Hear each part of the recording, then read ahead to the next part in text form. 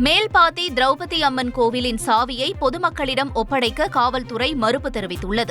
விழுப்புரம் மாவட்டம் மேல்பாதி கிராமத்தில் உள்ள திரௌபதி அம்மன் கோயிலில் பட்டியல் சமூகத்தைச் சேர்ந்த நபர் கோவிலுக்குள் சென்று வழிபட்டதால் ஏற்பட்ட தகராறில் கடந்த 2023 கோயில் மூடப்பட்டு சீல் வைக்கப்பட்டது.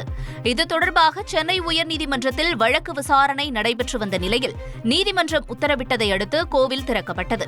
இதனைத் தொடர்ந்து போலீஸ் பாதுகாப்புடன் பட்டியல் சமூக மக்கள் கோயிலுக்குள் சென்று சுவாமி தரிசனம் செய்தனர். இந்நிலையில் ஊர் மக்கள் கோயிலின் சாவியை தங்களிடம் ஒப்படைத்தால் பரிகார பூஜை செய்துவிட்டு கோயிலை தாங்களே பராமரித்துக் கொள்கிறோம் என காவல்துறையிடம் கோரிக்கை விடுத்துள்ளனர். இதற்கு போலீசார் திட்டவட்டமாக மறுப்பு தெரிவித்துவிட்டனர்.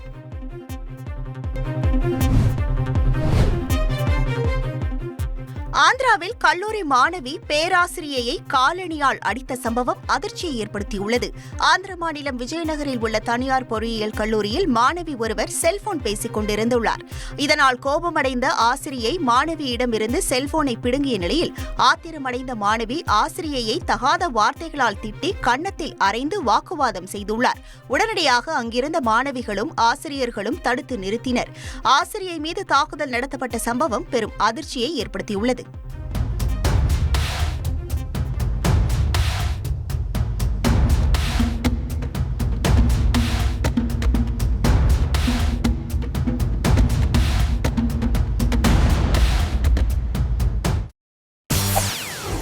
செய்திகளை உடனுக்குடன் தெரிந்து கொள்ள உடனே சப்ஸ்கிரைப் பண்ணுங்க.